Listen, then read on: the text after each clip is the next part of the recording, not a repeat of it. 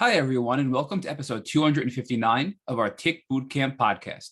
The title of today's interview is The Monster Inside Me, an interview with Frances and Tony Silva. My name is Matt Sabatello. My name is Richard Johannesson. Frances and Tony Silva are the brilliant minds behind the new Lyme documentary, The Monster Inside Me. This documentary is not only helpful for Lyme patients, but also family members, friends, colleagues, and even those who know nothing or little about Lyme disease. The documentary has 5 parts: the losses of Lyme, the darkness of Lyme, the truth of Lyme, the healing of Lyme, and the beauty of Lyme. Throughout the documentary, you're going to hear from leading experts in the Lyme community, like Dr. Horowitz, Dr. Bransfield, Dr. Cowden, and many others. You're also going to hear and learn from a wide variety of patients. We can't wait for The Monster Inside Me to become mainstream around the world and for everybody to realize the reality that can be Lyme disease.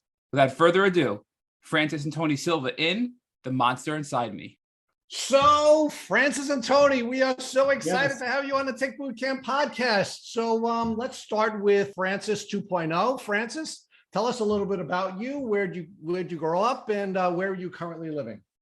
Hi, Rich. Well, I grew up in Colorado. That's where I'm originally from, Denver, Colorado. And I spent a lot of time in nature as a young child with my grandparents who had an RV and they had a boat. So I was always on the weekends out by the lake in the mountains. And then I moved to Arizona in 2016 for the very reason why we're being interviewed. And that was to get treated for Lyme disease. All right, so we're going to get there in 1 second. So Tony Silva, talk to us a little bit about you. Where did you grow up? And talk to us about your background that ultimately brought you to filmmaking. Well, I grew up in the Amazon. I don't know if I ever mentioned this to you guys, but I grew up in the Amazon state in the capital city of Manaus in Brazil. Yeah, I lived there for a couple of years, and then my parents moved around south of Brazil, and then I came to the States when I was 9. And I've been kind of back and forth, moved to Arizona in 2014 to work on a prior documentary that I briefly mentioned in this film. And then things, the roads converged that I met Frances right there, and everything flipped in our world. But so Tony, the two of you met when you were in Arizona together? Is that where you met? Yes. And I'm sorry, were you working on the cancer film at that time? I was working on the cancer film at that time, and that was 2014 to 2015. And in 2015, I met Frances, she being a photographer, an amazing photographer. And I think every cinematographer enjoys photography. And when I saw her work, I was like, wow, your work is really, really amazing. And you are also really cute. So, that's that. Yeah. So Frances, talk to us a little bit more about what it was like to meet Tony, and how your work as a photographer came together and allowed your worlds to intersect. Oh, that's interesting. Yeah. So I was doing photography on the side. I was working full time in corporate and had been doing that for many years. And it was in April of 2015 that I fell ill. And a month later is when I met Tony, and I had begun sharing with him some of the symptoms that I had and the health issues that I had been struggling with. And because he had been working on this documentary, he had also met a lot of people with Lyme disease. And he's the one who started telling me, your story sounds really familiar. You ought to consider getting tested for Lyme disease. And she was like, psh. Yeah, at that time I had already been misdiagnosed or diagnosed with an autoimmune. So I was like, no, I don't need to get tested. I already know what the deal is. But the care that I was receiving really wasn't helping. They put me on prednisone. You can't go on prednisone long term, and I was on a very high dosage. So at that point, that's where things started to unravel, and how we kind of came together. And once I officially moved from Colorado to Arizona, then we started blending our ideas together, our work together, and and our story, obviously. So that's how it all happened. So Frances, let's talk a little bit about the medical treatment that you were getting at that time. So you said that you fell ill, or you began to fall ill in April of 2015. Were you treating with doctors? And what were the doctors diagnosing you with, if not Lyme disease? Yeah, so I was I thought that I was exceptionally healthy. You know, I ate a clean diet. I was a runner, an avid runner. I would run, you know, every week, every weekend. I worked out in the gym. And then after returning from vacation in Miami, 3 weeks later, I was bedridden.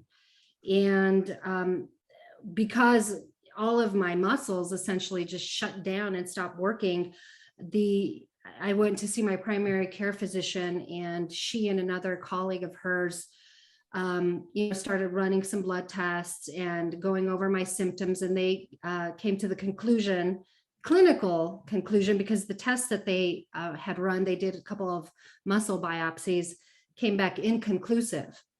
But they clinically diagnosed me with myositis, which explained why my CPK levels were so high, and that was contributing to my muscles just completely shutting down. And so then I was referred to a rheumatologist who put me on the high dosage of prednisone. And essentially it worked in the beginning because I was able now to get out of bed. And over a period of weeks and months, I started resuming everyday life again, you know, back to work and things of that nature. But eventually there came a point where my rheumatologist said, listen, we can't keep you on this high dosage of prednisone for a very long time, because it will contribute to many more health issues. And so he started weaning me off of the prednisone. And as he started weaning me off, all my symptoms started to come back. All right. And that's finally when I decided to take Tony's advice and get tested for Lyme. So let's pause there for a second, because one of the things we've learned on this podcast is that prednisone or any steroid is immunosuppressive, and as a result, it will actually exacerbate your Lyme symptoms. So you were misdiagnosed by the medical community, you were mistreated by the medical community. Clearly, your symptoms were developing. And so, Tony, talk to us about that. Now, you're a filmmaker, you're a storyteller, you just finished a documentary, and you learned about Lyme disease. So first, talk to us about how you learned about Lyme disease through your work on the cancer film, and then talk to us about essentially using bro science to help Frances properly diagnose her illness rather than science. Because one of the things we see all the time on this podcast is doctors regularly misdiagnose people with Lyme disease. And then we call it the bro science or the sister science. You have someone who has experience with Lyme disease, either because they themselves have gone on the journey or a family member's gone on the journey, and they say to someone who has the symptoms, is not yet diagnosed, hey, you have Lyme disease, you better go get tested. So talk to us about how that was a part of your journey, Tony. Well, yes, bro science for sure. So Ryan and I were interviewing people that had cancer, and 3 or 4 of the interviewees, by the way, that documentary never saw the light of day. It was shelved. There were some issues with it, with our backers, but talking with a lot of people, they said, yeah, the treatment for cancer was going okay. It was this and that, until things started getting really complicated, and there was some kind of underlying cause. We got tested, and I learned that I have Lyme disease, and we went, what's Lyme disease? You know, I had never heard of Lyme disease in my life, ever. And this is 2015, mid 2014. So then that's when we started researching and talking to these people more and more. That's why when I met her, everything came together in my mind, you know. Now, when I met you in 2015, you were pretty strong. You were taking a bunch of stuff, right? Because one of our hobbies, we like to photograph abandoned sites, you know, abandoned factories and schools. And there was when we went to Colorado for the first time, shortly after we met, I said, you know, there's this abandoned mine way up north, and we drove there. And we went down this mountain, and then you were able to climb it up with me on the way. Now, I mean, you couldn't now, but I was heavily You medicated. were heavily medicated. Not only was I on prednisone, I was on oxycodone There you go. to There you help with the go. pain issues. Yeah, so So that- you're popping pills while you were climbing that mountain. I was. Yes, I was. Frances, I'm wondering, did you know anything about Lyme disease before you were diagnosed? Meaning, were you aware of ticks through anything that you learned in the educational system or through any other social information that you gathered?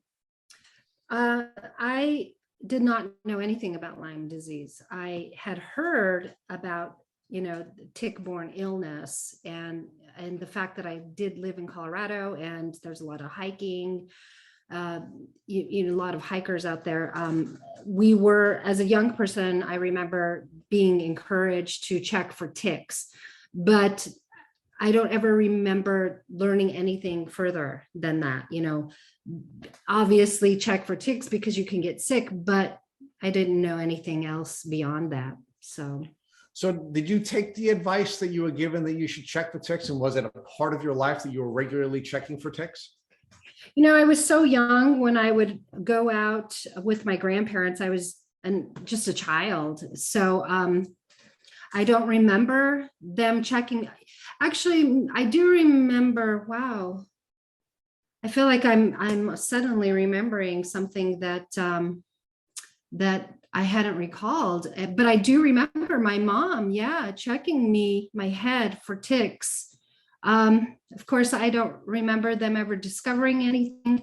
My parents and my mom are no longer around, so it's not like I could go back and ask them, did you ever find anything?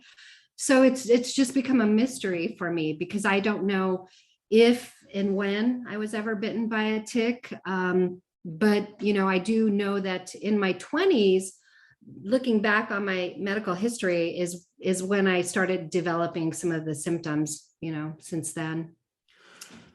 So, Tony, we actually have interviewed a number of people who have either been from your native country or visited your native country. For example, we actually interviewed a woman from Japan who studied dance in Brazil. And she actually was bitten by a tick and ultimately was diagnosed with Lyme disease after she returned back to Japan. So I think it's interesting that you're from Brazil. There is clearly a tick-borne disease issue in Brazil, yet you had never even heard of ticks during your time either in Brazil or in the US. Yeah. And it's interesting that we have quite a lot of people reaching out to us now saying, hey, I'm in Brazil. Is this movie going to be subtitled in Portuguese? And quite a few. We get a larger number from Nordic countries, Australia, Germany, and France. But now South America, Argentina, and Brazil they're getting hit over there too. So yes, that doesn't surprise me at all. So Tony, talk to us about how you knew there was a story here, right? So you meet Frances in 2015. You start to see some traditional symptoms of Lyme disease that you had learned about when you were studying the topic for a related or on a related issue when you're doing the cancer film. How did you, the filmmaker, sort of immediately know that there was a story here to be told and that you had to capture this so that it could be told the way it needed to be told? So it's just the way my brain works. So the way my brain works is there's a story to be told everywhere. Everywhere you go, there's a story. There's somebody that, we go to a Subway or something and we look at that guy. That guy's got a story. Either the face tells a story. We want to photograph the face, because or the person, but there's a story everywhere. But meeting her and the way everything fit was divine appointment. And I knew that as I started following some Lyme groups and talking to some people that, very few people that had Lyme, when we started living together, that's when I saw that. Then I watched Under Our Skin. I watched a couple of other short documentaries, and I thought, I think I feel and sense something that's missing in the storytelling process. So that's where it was born, the idea. So Frances, you're now developing a relationship with a filmmaker, and I'm sure Like most people, you valued your privacy. Oh. So Very private person. talk to us about what it was like when this man who is now helping you to find a diagnosis for your illness is now also asking you to now vulnerably share this journey when you didn't even know where it was going to take you. Right. At that point, I definitely did not know where things would end up. At the time where he started filming, I had just began treatment and I was doing the IV antibiotics, and I did that for 4 months. And so I am a very, very private person. I'm the person on social media who doesn't really put out a lot of pictures. I don't share a lot about my life. I keep it, pretty superficial. She's an introvert and an empath. Here comes this extrovert. Hey, he's over there in the dark, I'm getting treatment. I have an idea. What if I get this camera? Yeah. So I was a little reserved and a little reluctant, but in the beginning stages, we just thought it was going to be something short and simple, like 30 minutes, a YouTube deal. Yeah. And so I agreed to that because that was simple enough for me. But so he started gathering, some footage, and he compiled his first trailer. And once I was actually on vacation with some girls. That's right. We were doing a road trip for the weekend to Santa Fe, New Mexico. November 2016. And he text messaged me and he's like, hey, I have an idea. How would you feel if we shared this online just to see what happens? And I was like, sure, okay, let's try that. And then Created a Facebook page, put the little teaser up. Yeah. And then it was like hours later, I get another text message and he's like, oh my gosh, you're not going to believe what's happening. I put this teaser out and we've already got 1,000 views and people are commenting. And so I was just busy having a good time with my friends. And then 10,000 views, 50,000 views. He started sharing views. screenshots with me of people's reactions. And then I was deeply moved because at that point I realized that I was no longer alone with my story, and that there were indeed other people out there who were going through similar things that I was experiencing. And that was just a big shocker for me. And that's kind of when the idea was sold that we needed to do something more.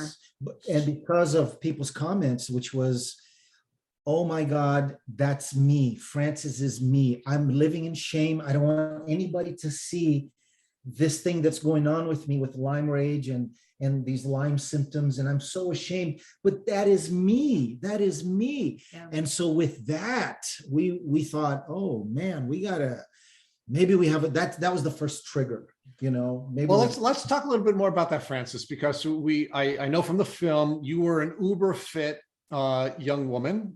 You were a long distance runner, a regular runner. And clearly you make a very good appearance. So you're somebody who has always made a good appearance. How did you feel about being as vulnerable as you were going to be and not looking your best and, not being, the uber fit person you had once been when you were now going to be sharing this story? Well, there were a lot of times that Tony would film me without me even realizing that I was being filmed, because sometimes he would just pull out his phone and stick it in my face. And those moments were aggravating for me because here I am going through neurological Lyme symptoms and I have a camera in my face. So that was difficult. There were a lot of times where, I would get upset because I didn't want all of that to be shared or to be shown. And then there were, as we began moving forward with the project, and as I began discovering more and more about my own illness, then I wanted to speak up and to share my voice, because as more stories started to come in, eventually it became thousands of people contacting us regularly by email and through Facebook Messenger.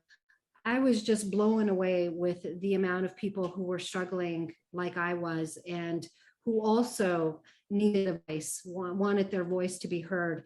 And so I became, more, I became more ready to share my story, I guess, more willing to share my story. But there were times in the midst of some of the things that were going on where, I was experiencing disassociative symptoms, and, almost feeling like I wasn't even present. I was outside of myself because my brain was so inflamed that, like I said, I didn't even realize that he was filming me some of those times.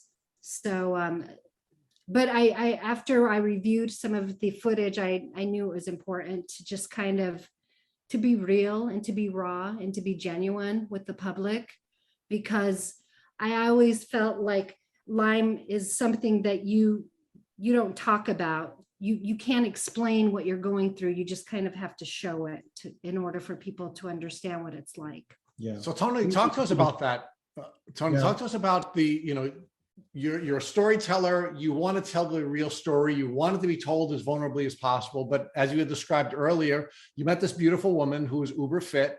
And you're now going to have to help her to overcome this wall where she's going to have to be available when she's at her worst.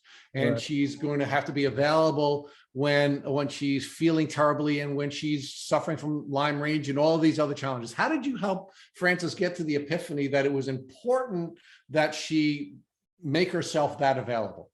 That's a great question. There's a few different answers, but you have to also understand that she is being humble. She's also incredibly courageous, because I would shoot a lot of footage, and I would shoot that footage not for the movie. I'd shoot that footage to show her, to see if she would allow it to be included in the movie. So at the end of a small era, I'd show Frances, what do you think of this? What if I put this right here? And then she would look and say, oh, that's awful, but it's important, isn't it? So together we kind of chose this footage, and there's things that didn't make the cut, there's a lot of stuff that didn't make the cut. So that's that. And then there was the second moment where we put that first teaser up. A high school friend of hers that is actually in the film, named Michelle. She was awesome. She was awesome. Watch that trailer. She said, oh my goodness, that's me. Got tested, got Lyme, got treated. She's in remission. Come on. When we heard this story, we said, oh, this is big. We can help people with this. We can save lives, And that was a moment. That was one of the big epiphanies, Michelle Howard, to really move forwards and push this at any cost. So Tony, talk to us about your sort of the way you structured the film, right? The way you developed the film is you had 5 parts. So talk to us about how you decided you were going to tell this story in 5 different parts. I don't remember how that came about. It just came to me that I had to do, instead of a linear documentary, I wanted to do it with a narration and break it up in these 5 different parts. So it's, if I may, it's part 1, the losses of Lyme, because we first started interviewing a lot of people. The Zajacs were the first people we interviewed in 2017. And when I heard their story, everything started compartmentalizing in my head, that Elena went through a lot of loss. Every Lyme patient goes through losses. Lyme patients lose everything. Frances lost a lot of stuff. And I would talk to her about this. What are some of the things you had lost?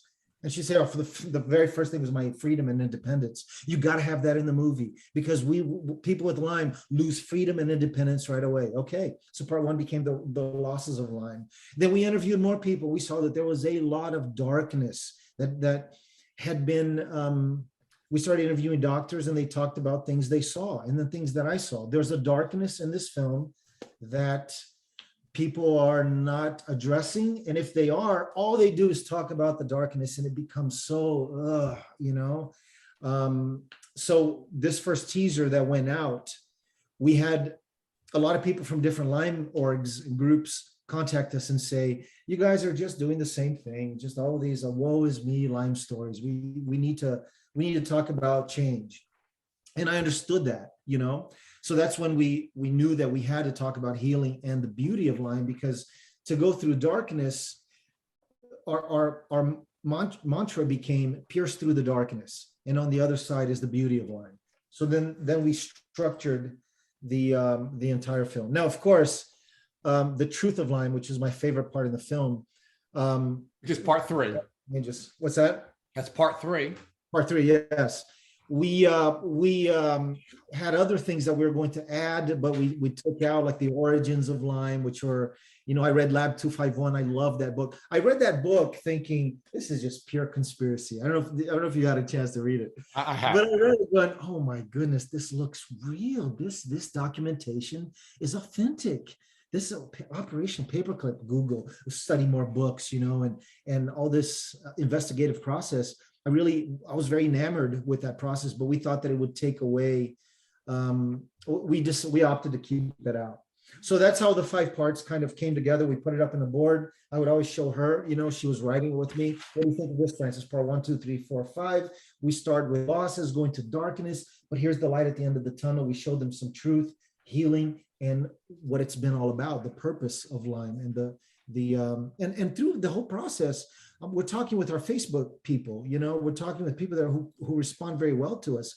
Hey, has this journey, has it had any purpose and meaning? And 98% absolutely, and just a small percentage said no. This is, the devil's attacking me, and my life is horrible, and there's no meaning except to be. And that's what an illness does, right? So that's how the 5 parts came about. So Frances, I have one more question to ask you before I turn you over to Matt, and this is something I think we're going to come back to. But one of the parallels between your story and Matt's story is Matt was actually also an uber fit young man before he had gotten sick. He was a runner just like you are. Oh, wow. One of the things that we've discovered is that that if you engage in too much cardiovascular aerobic exercise, it actually reduces your T cell count. So do you think that that the amount of cardiovascular exercises that you were engaging in just before you had gotten sick played a role in making you more vulnerable to the illness? Well, I mean, it definitely put me in a place of more exposure because I was outdoors all the time. I mean, that's where I loved to run, was outdoors. And, it was either at the lake or at a park or hiking. Colorado is the best place to go hiking. So yes to that. Yeah, I think did that answer your question? It did. So you think it certainly made you more vulnerable because you're more likely to come in contact with ticks because you're outside all the time. And that's actually one of the things I think your documentary really beautifully developed, that people who are more active and people who are more outdoorsy are more likely to come in contact with the disease, and therefore it becomes even more traumatic for them because it really steals so much of their life from them. So you're certainly more vulnerable. But my question was a little bit different, which is because the T cell count gets reduced when you're doing so much cardiovascular exercise, perhaps, and I'm saying just perhaps, because I know you do exercise differently now, that perhaps the extreme nature of the exercise you're engaging in made your immune system more compromised, at least temporarily, before you had gotten sick. Yeah, I would believe so. I mean, theoretically speaking, I would say yes, but I do recall in 2014, I had went in for an annual checkup to see my primary care physician, and this was before I had any visible symptoms. Already, she had noticed that my liver enzymes had started to rise, and at that point, she started asking me a lot of strange questions, like, was I taking a lot of supplements? How much physical exercise was I doing? Was I doing a lot of, weight-bearing exercises? And because she couldn't understand why my liver enzymes were so high. Of course, she also asked me of how much alcohol I had been consuming. They had to do an ultrasound of my liver. And at that point, I didn't even understand what was going on. I just, was alarmed that they were concerned about that, but I didn't have any symptoms at that point. But I do remember her telling me to cut back on, actually, she told me to cut out all of my supplements that I had been taking. And I took a lot of supplements because I was exercising all the time. I took stuff for my metabolism. I took stuff for, a lot of protein and amino acids and things like that, because I did run all the time, and I was lifting weights as well at that time. So yes, and it was only months later that I believe my immune system did start to shut down, because all of a sudden I started having a lot of I don't know, in the movie you see that I started having a lot of swelling around my eyes and rashes and things like that around my face. And obviously, when your immune system isn't able to protect you, then your body becomes a portal for things to just start happening. And that's little by little, as the months went by, I started, a lot of different things started happening to my body, a lot of changes. I became more susceptible. So Frances, Tony, I really want to talk more with you about the documentary. But before we do that, I just want to share with you that my observations and concerns going into previewing this movie when we first met about a month ago. So my first concern was, I really hope this is not a movie that is Lyme is hell and that's it, and that there's nothing else, because people that are going to be watching are going to be patients, but also people that want to learn as well. And I always approach these things with the mindset of people that are really sick and in the throes of it can be triggered and possibly put over the edge by a documentary like this. Yeah, so in the beginning, I was a little anxious. I'm like, okay, this is really showing the truth of Lyme, but oh boy, this is the real hell that could be Lyme disease. But I really loved, and what I think is so unique about your documentary is the fact that in the end, I felt this uplifted energy. I had hope. I had this amazing feeling that I walked away with, that you can overcome this. You can be better, you can be stronger, and you can have stronger relationships. In fact, I know your relationship is stronger because of your experiences. So thank you both for not only showing the reality of Lyme and how horrible it can be, but also that there is hope, you can get better, and to not give up, because that's a message people often lose sight of, and they never, ever should lose sight of that. So thank you right off the bat for making this a brilliant documentary and showing the whole picture of what Lyme is as a whole. So thank you. Wow. So, yeah, thank you. Let's talk a little bit about the part one, right? And because some of the things that I really enjoyed, I mean, a lot of us in the Lyme community know that there are a lot of patient stories and a lot of doctors that are pretty well known out there. And not only were you showing your story, Frances and Tony, your perspective as a caretaker, but you're also showing other doctors in the community and other patients, right? So we know Dr. Cowden from the Cowden protocol was in the first chapter. We know Dr. Robert Bransfield, who's a famous Lyme psychiatrist, was in the first part of the documentary. We do know that you had the founder of Envita in the first part of your documentary. So talk to us about why you chose to feature Lyme patient stories, but also mix in these different specialists in the Lyme field to get their perspective in addition to the patient perspective as well. Well, this answer may be a little bit simpler than you were looking for, but it just seemed kind of obvious that in a medical documentary, you needed both sides. You needed the doctors talking about it from a professional standpoint, professionals that know what they're doing, and the patients that are fighting through this. And with the patients, we wanted people that were still going through the eye of the storm, and we wanted patients that had made through the other side, but we also wanted to find couples that had amazing love stories, because we started learning that Lyme. Listen, I went to a clinic, and I like to talk to people, and there was a young couple, 30 years old, sitting down getting treatment. The girl was getting treatment. She had an IV. And hey guys, how's it going?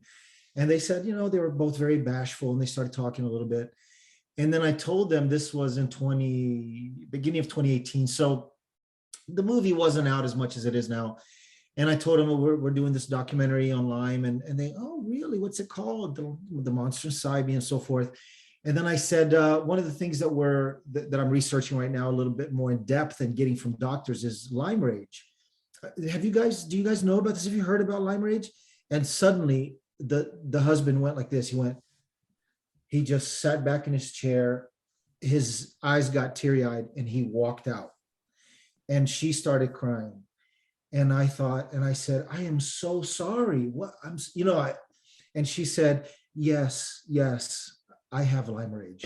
Right there, I knew exactly what they were going through right there. So that's when I knew that we needed, I wanted to show couples that pierced through that darkness and made it to the other side, and their relationship is stronger because of it. Are there couples like that out there? That's what we went to find out. Did you see that Finnish couple from Finland? Oh my God, those two are amazing. Their story is incredible. And Elena and Rob, holy cow, those things blew us away. So yeah, that's why we wanted to have doctors validating what's going on and what's not going on in the brain and in the body, and what's an illusion, what is not. And then the patients hand in hand backing each other up, like a zigzag throughout the film. That was Sure, Tony. And Frances, I want to ask you a question, Frances, because, as a somebody who's gone through Lyme myself and you going through it, what I really enjoyed about the first part of this documentary is not only, as Tony explained, that we're having these patient stories and we can relate, but we had these experts in the field validating and confirming what we've been through. And I can't tell you how many people we've interviewed and talked to in the Lyme community who tell us, my cousin, my aunt, my uncle, my grandfather, my dad, they don't believe this is real. And that's a real problem for me. And you had some of the leading experts in neuropsychology, in, MD doctors like Dr. Horowitz come on, and without a doubt to prove that this is real. So for me, that was so powerful right off the bat to show the best of both worlds. So did you do that with intention, Frances, to realize that early on, you didn't know what was going on? You had some doubts in your mind. You wanted to let people know this is real. And scientifically, this is a real valid illness that people have, and everybody needs to understand that. Yeah, definitely. I felt like it was two parts. One was trying to unravel my own journey, trying to find answers for what I was experiencing and going through. But again, the more that we would talk to other patients and followers of ours, they too were expressing the fact that they didn't have that validation, that they had lost a lot of relationships. They were saying things that I had yet to experience that were unbelievable to me, like that they had lost friends and family members that were no longer in relationship with them. And I thought, well, that's a little extreme. At that point, it hadn't happened to me, but then eventually it did.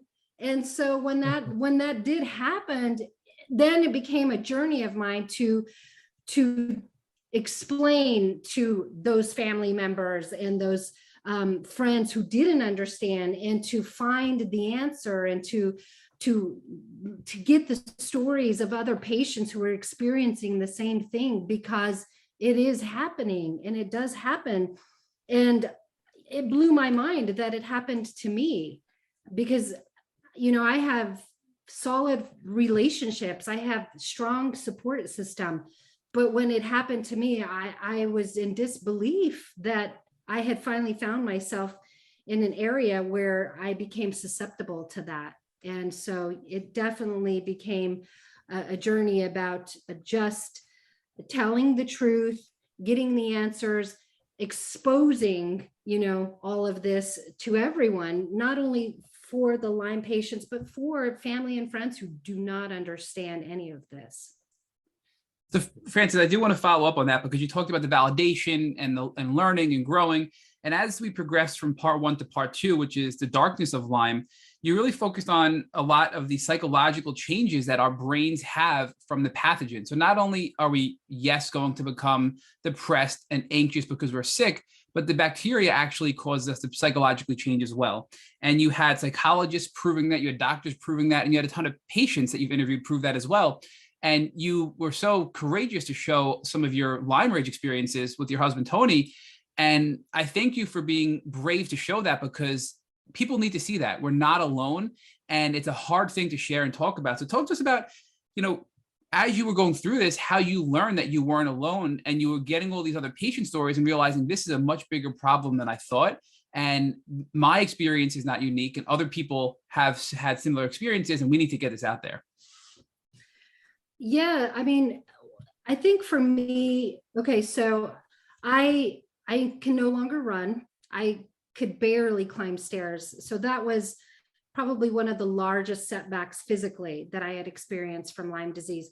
But even more so were the neurological symptoms, because I could not explain what was happening to me, and I could not understand how it was happening when my brain felt like it was on fire, and I was so inflamed that it would literally shut me down day after day after day, not only psychologically, but physically, because when you're depressed and you're in a dark place and you feel like this dark cloud is constantly hovering over you, you don't want to get out of bed. You don't want to see people. You don't want to associate with anybody. But at the same time, I just had a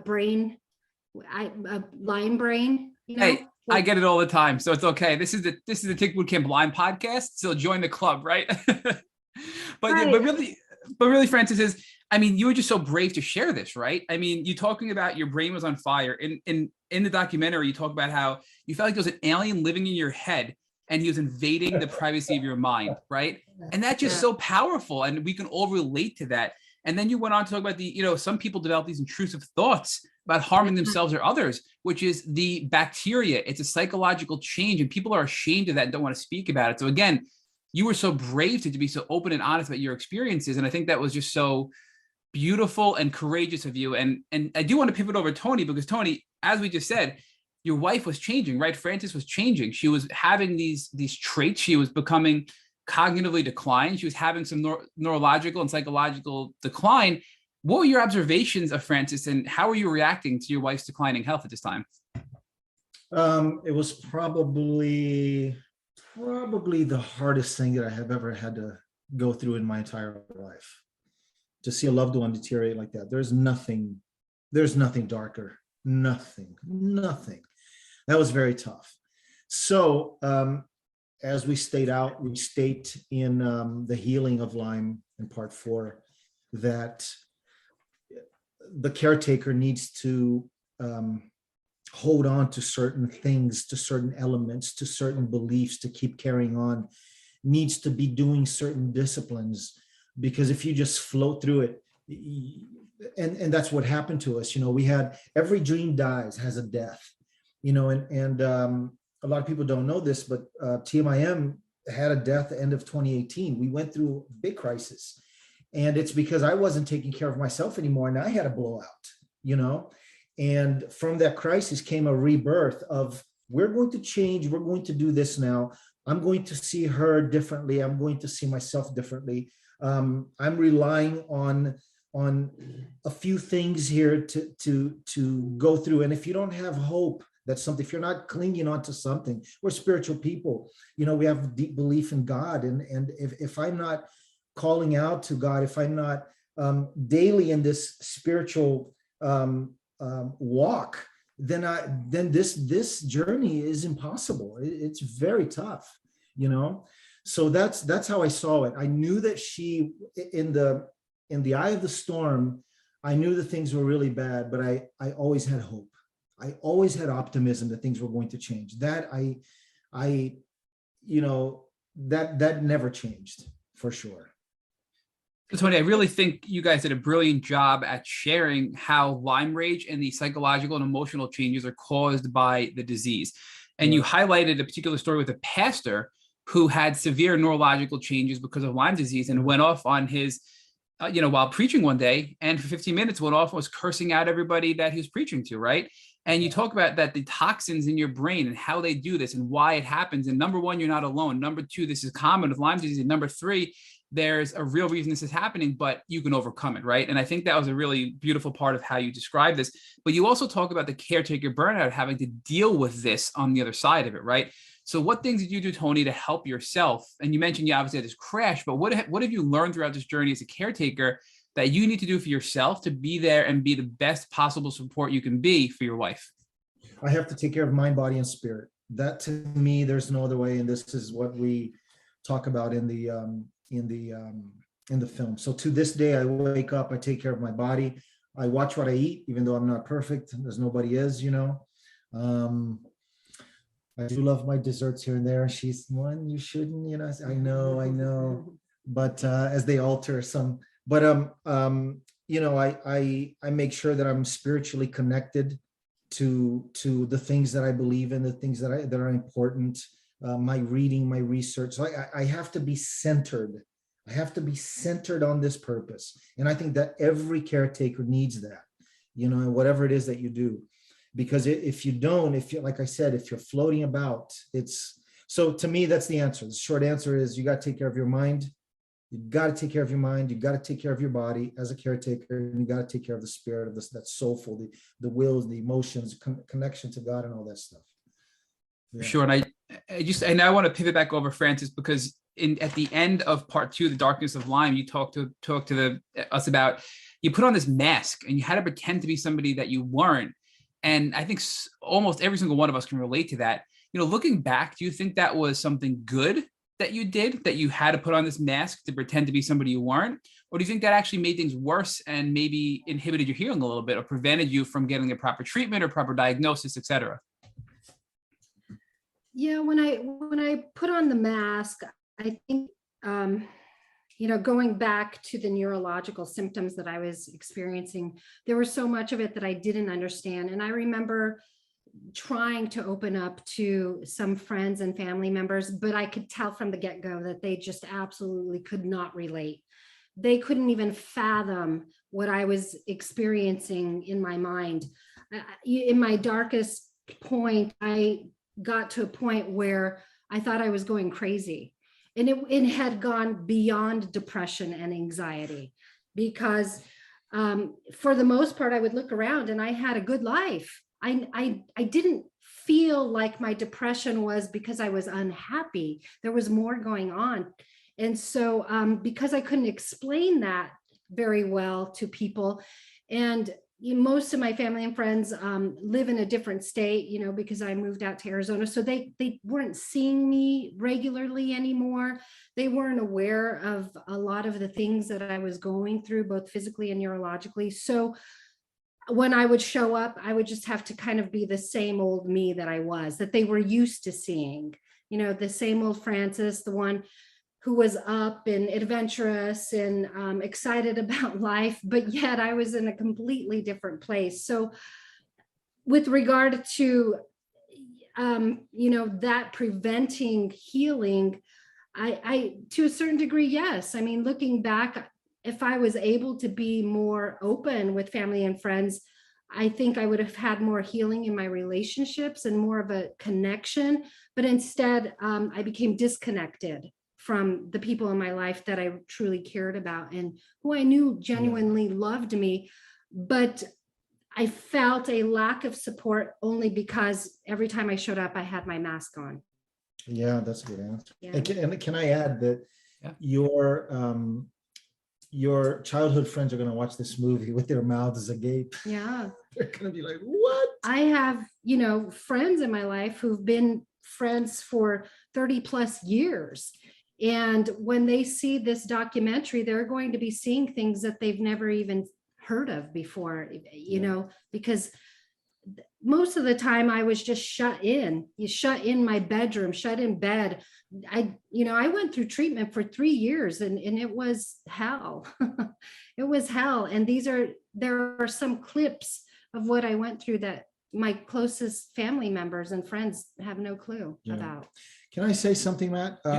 We want, so this that happened to her, that she's talking about, the friends and family not understanding really what's going on, right? So another one of our objectives is for people that have loved ones and they have Lyme, to give them a copy of the DVD and say, watch this movie right here, The Monster Inside Me.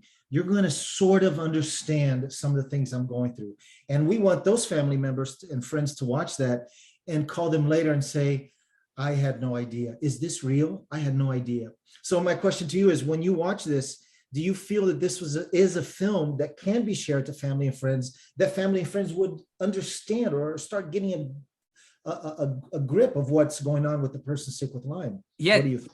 Tony, I love that you're asking this question. And I have to tell our listeners, this was not planned, and I did not share this with you until now, right? But after watching it, I was so just taken in by it. And it was such a powerful documentary that I told my mother, my father, my sister, some of my friends, and some of my coworkers that they must watch your documentary when it comes out, because it'll help them understand the reality of Lyme. Now, my mom saw it. She knows it. She was my caretaker, but I wanted her to watch it just so she can see other patient stories and hear from the experts, right? But other people that I work with, I wanted them to watch it because they just don't understand how serious and complex Lyme is. And like you, Francis, I hid a lot of that from people in my life. So I wanted them to see the reality of it. So to answer your question, Tony, 1000% yes. This documentary must be shared with family and friends of people with Lyme, and it must be distributed around because people need to see this and understand how bad it is. And this is a perfect transition into part 3 of your documentary, which is the truth of Lyme, right? The truth of Lyme disease. The CDC says that hundreds of thousands of people have Lyme in the US. In fact, that number was much less. Now they're finally realizing it could be up to 500,000 per year. But in reality, it's millions of people, and millions of people are suffering with chronic persistent Lyme disease. And you really go into in great detail about this is the most controversial disease in the country, in America. And you call the CDC, Tony, right? And they refuse to speak to you. And for me, that was huge. Yeah, that was huge because I was told that according to the CDC, I was cured with Lyme disease after 21 days of antibiotics after suffering for years with severe neurological late-stage Lyme disease, and I was not cured. And that was very harmful to me personally. So I'm very happy that you explored that. But talk to us about what that was like to really dive in and find the truth of Lyme, Tony, on your end, and have so many people close these doors and not be willing to speak with you. Oh my goodness. It was, how do we even begin? It was maddening and crazy. It was a rabbit hole, just into a surreal world, learning about the history of Lyme and the CDC and the IDSA. These things that we talk about in the movie, we joke about all the time. As soon as this movie goes out, let's move to Mexico so we can feel safe. But the truth is that as we were researching and exchanging emails with experts, they told us, be careful with this stuff, and that's when I knew we were onto something. But it was a trip, Matt, to say it like that. It was just very surreal, very surreal. And this is real deep, right? And you also talk about how the last disease that was eradicated was polio in 1955, and how the CDC profits more when we treat disease instead of cure it. And look, before I got sick, I would have been like, you're crazy. But the more you learn and the more you research, this is real and this is happening. Special interests, these things are happening, right? And an astounding fact that you shared in this documentary that I just want to share is 85% of neurological Lyme patients go misdiagnosed and mistreated for psychological conditions and take drugs like Prozac and suffer indefinitely their entire lives. That alone is just mind-blowing, right? So for you, Francis, what was this like as you and Tony were exploring the controversy that is Lyme disease and the Lyme wars and all the special interests, the IDSA and the conflict of interest? It's just wild. The more you go down this rabbit hole, how are you responding to learning all this and realizing you were caught in the middle of this debate and this political, really hostile environment? It was like living in a parallel universe. It was my reality before I got sick and versus my reality now that I am sick, and seeing that there were these two different worlds that were kind of missing each other, they don't blend together, and feeling like the majority of us out there are asleep. We have no idea that this is going on until you become affected by it. Yes. Because then once you become affected by it, you recognize that you have to become your own health advocate. And so then you start doing research to learn more about the disease and how to treat it. And then you finally find out that there's a lot of politics involved. There's a lot of greed involved, and you come to realize that as a patient, you're just this small number. It's overwhelming.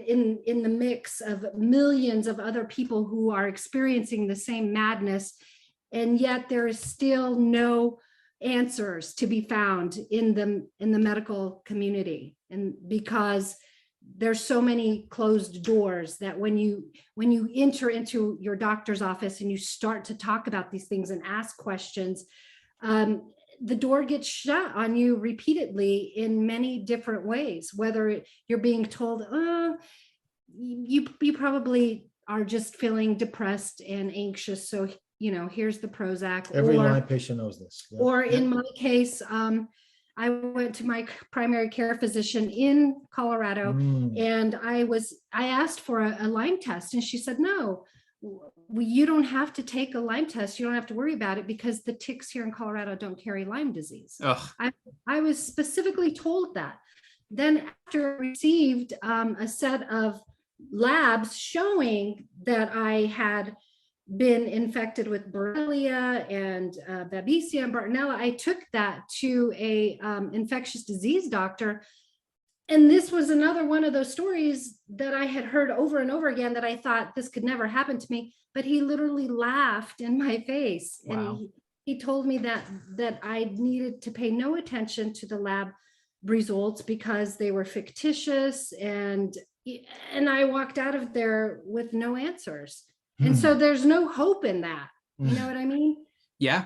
And you say brilliantly, though, in your documentary, you talk about doctors want to trim dead branches of a tree instead of keeping the tree alive, right? And then you talk about how the CDC and Big Pharma are in bed with each other, and how CDC executives, meaning the people that run the CDC, hold patents and have a vested interest in Big Pharma. And because of that, there's a major conflict of interest, and who suffers? Us, the Lyme community, and the general population as a whole.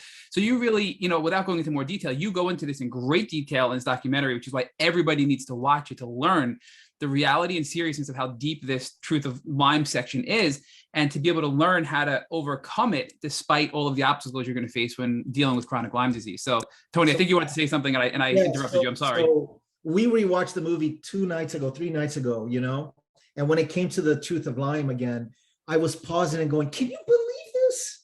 This is real. This is documented. Look, I have the article right there. That's proof. This is real. When you just listen to me narrating, it sounds like I'm making it all up because it's way out there, right? That the CDC is buying shares, in Big Pharma, and that is just totally illegal. But there it is, all the proof, all the stuff coming in your face.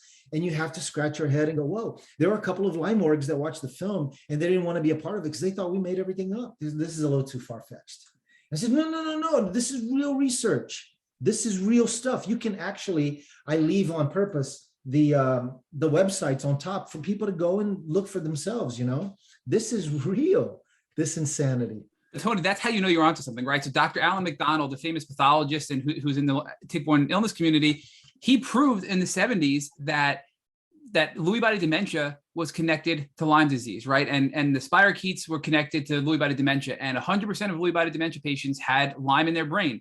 He went to a conference and they basically told him, you made this up, you lied, you fabricated, and he became kicked out of the community. Fast forward 40 years later, now they're proving his work to be true and they're embracing it. So this is what happens. Orgs get pushed away because it's too controversial, but this is the truth and this is the reality. And people need to watch this to get the unbiased, truth of what's going on and not get the watered down version of what's really happening out there in the world. So, But beyond that, look, everybody listening to this podcast and everybody who's sick with chronic Lyme disease, they always want one thing. I want to feel better. How can I feel better? Which takes us to part 4, which is the healing of Lyme. And this is a hard, I think, topic for people because there is no magic pill. There is no one treatment and there is no one-step protocol that's going to work for everybody. What worked for you, Frances, probably wouldn't work for me, right? So talk to me about how you approach this part of your documentary, understanding that, as you noted, it's very controversial and there's so much disagreement in and out of the Lyme community from academics, scientists, doctors, and patients. How did you approach this topic? And go into it without turning people off and being able to give them still good information to walk away with? Well, I think that was difficult because as we went through our journey, initially when I had signed up for treatment, I had these expectations that I was going to come out as Superwoman. I was so excited, I set myself up for disappointment because that doesn't happen. It may happen in a few cases where people treat and they immediately become better afterward. But luckily, at the very early stages of my treatment, I did have a doctor come to me and tell me, listen, you're going to go through treatment. It's going to be extensive. And after that, you're probably still going to need to treat with some herbals. You're going to need to do a lot of different things, to maintain your health and your diet. And you probably won't see any healing for about another 3 or 4 years. And so knowing that going in changed my expectations that, okay, this is going to be a journey. This is not a quick sprint to the finish line. This is going to be, a journey. It's going to be a marathon.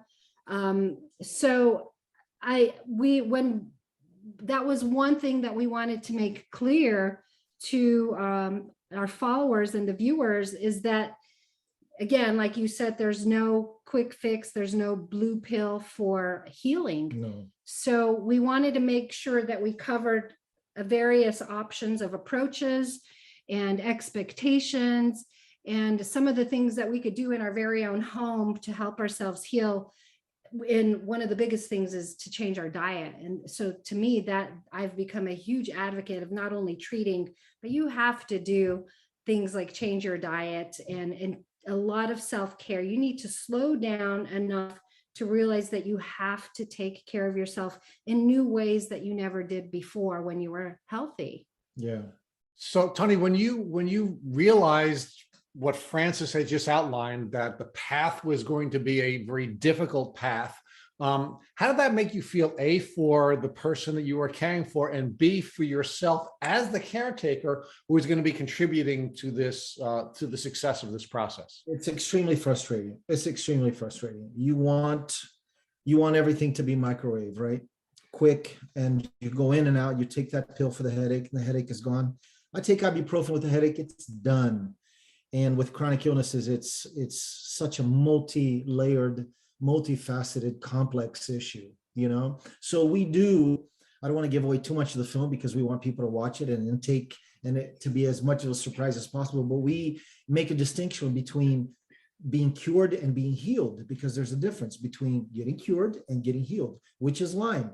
That's a very important distinction, because once you understand this, you can move forwards, 1 foot at a time and have the proper expectations. Again, we interviewed a lot of people that throughout these 5 years making this, and we learned so much. There was this man from Canada that got treatment in one of the clinics that we visited, and he went in using crutches. And towards the 4th month of treatment, he was jogging and he felt amazing, and he had an immense, great breakthrough.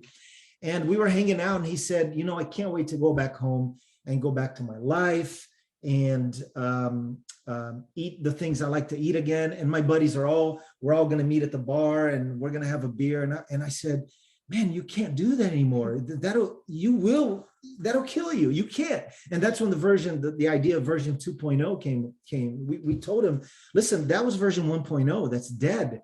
That person is dead. You can never visit that person ever again. You are now a version 2.0, and you have a kind of a curse in quotes now where you have to eat healthy for the rest of your life. That's your new curse, where you can never do the things that your friends do. They go out to drink margaritas. You can't do that. That's done. That part of you died. And the sooner you accept that, the healthier you will get, the faster you will see healing in your life, So we wanted to push that in the film as well as much as we could. So Tony, but I'm really asking you more about you, right? Because as Frances was becoming Frances 2.0, Tony was becoming Frances not Frances 2.0, but Tony 2.0, right? And now Frances is just outlining for us, all of the different challenges she knew that she was going to have to face, and how this was going to be a very different healing journey than she believed that it was going to be.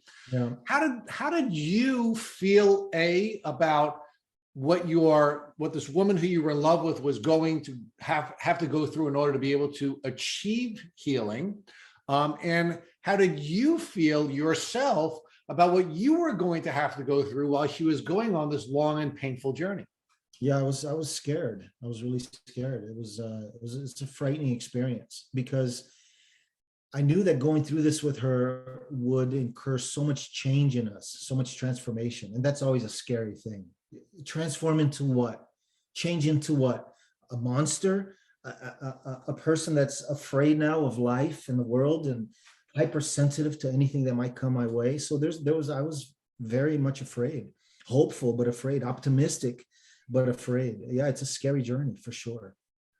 So Frances, how did you observe Tony deal with his fears, and how were you able to help him overcome his challenges while you were going through the battle that you were going through? Well, I had to make sure that we stayed connected and that we communicated openly, to be very transparent. I mean, if anything, that's what I learned to do. It's like, you can't hide anything in this situation, right? Correct. So even if there's no answer, you have to find a way to explain what's happening to you. And She's very good at that. I mean, the thing I think that helped me the most was that he was extremely supportive, and that he did have that optimism, because during those 3 years when I was treating, I had no optimism.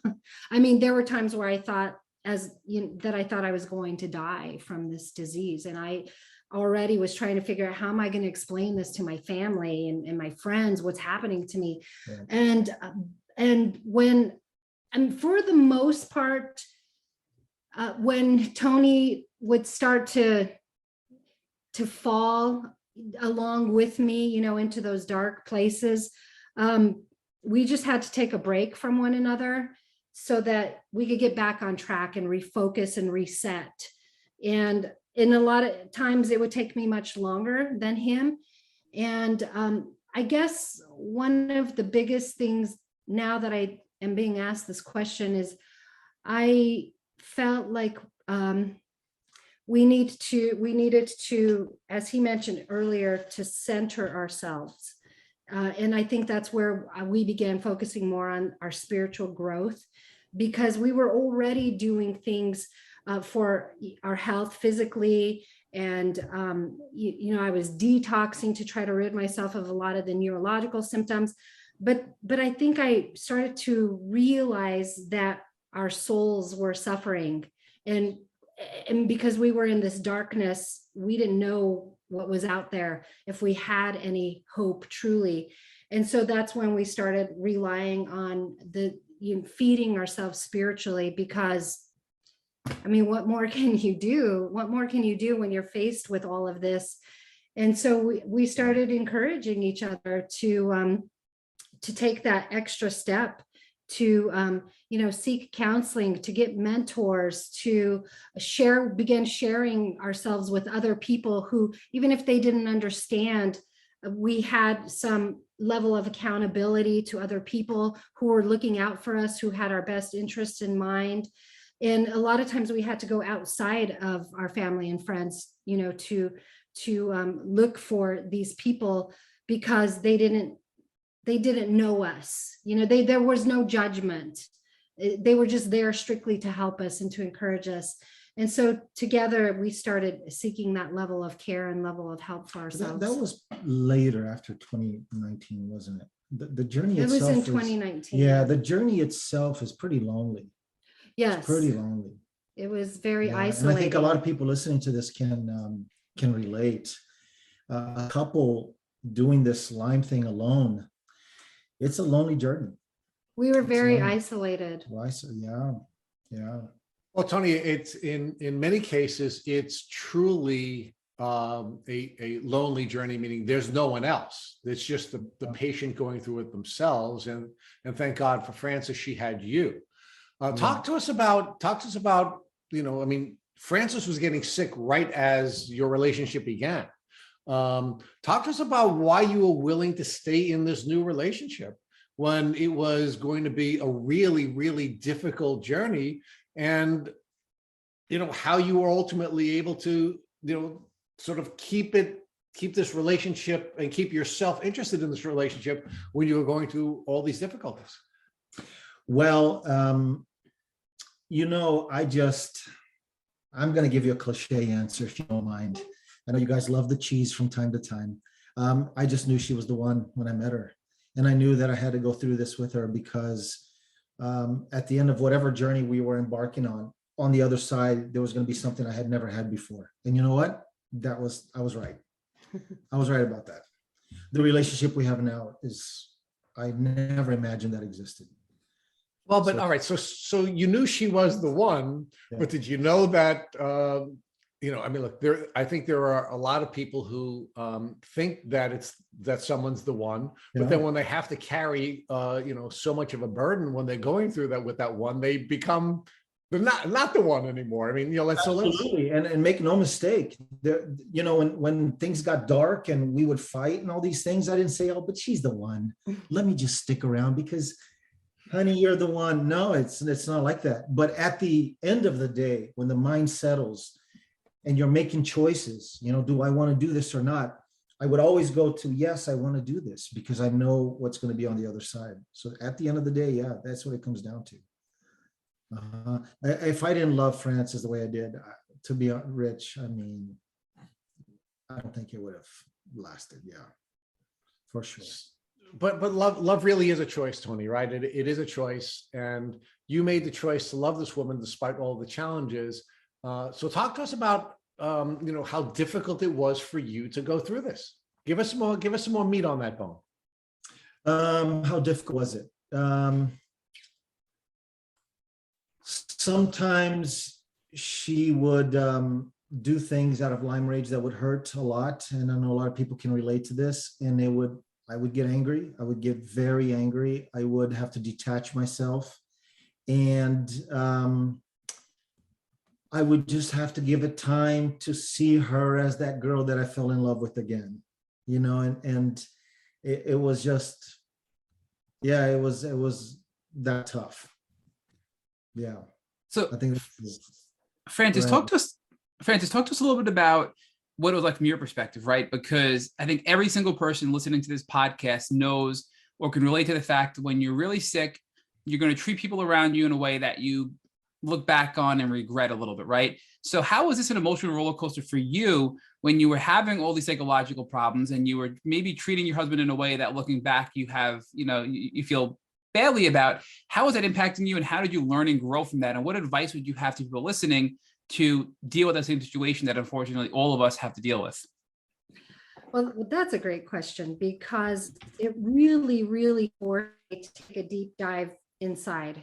I mean, during this period of time in my life, this so-called season that I've been through, I don't think I've ever been more introspective in my life ever. And I had to start taking a good look at my behaviors and at my beliefs and, self-talk, like what kinds of things were going through my mind that I was saying about myself and about my relationship and about Tony.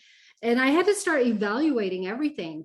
And so it really did become a journey of self-discovery as well, because I had to start diving into traumas from my past that were being triggered during this very vulnerable time in my life where I didn't feel like I had a whole lot of self-control. And sometimes Tony was the trigger, and I had to really, really look at those things. And I started doing a lot of research and a lot of studying. And that's, I reached out to mentors at my church.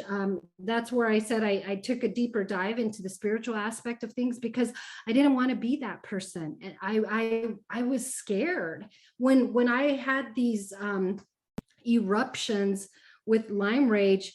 Later on, when my brain would cool down, it would take a couple of hours for me to start to calm down. And I would have to take all kinds of things just to calm myself down. And then I would start to look at who I just was, like 2 hours ago, this big explosion I have, and I didn't like what I saw. And I knew that to some extent, there was something that I had to do to start working on myself and changing those things, even though I didn't know where to begin or how to address those issues. But I think with Lyme disease, Rich and Matt, you have to have a lot of grit and tenacity to, like Tony says, pierce through the darkness and to push through to that little light of hope up ahead. And you have to become a warrior. You have to put on your armor and you have to be prepared to fight, because if you don't stand up to fight, you will sink into that darkness. And when you start sinking into that darkness, it looks like there's no hope and it looks like there's no way out. So but there's people that have lost the tenacity, they've lost the hope, they've lost everything because Lyme will strip that, and that's okay. If you're there, get that tenacity back. And we do talk about that. And the caretakers, this is our mantra now as well. You have to love each other back to life. That's the thing, so she's lost her tenacity. I got some of it. My job is to love her back to life. And she has to do that with me as well. And that needs to happen, or else we've never shared this before, but the day that we had that exchange inside the car that I filmed, that's in the movie, right? That horrible exchange.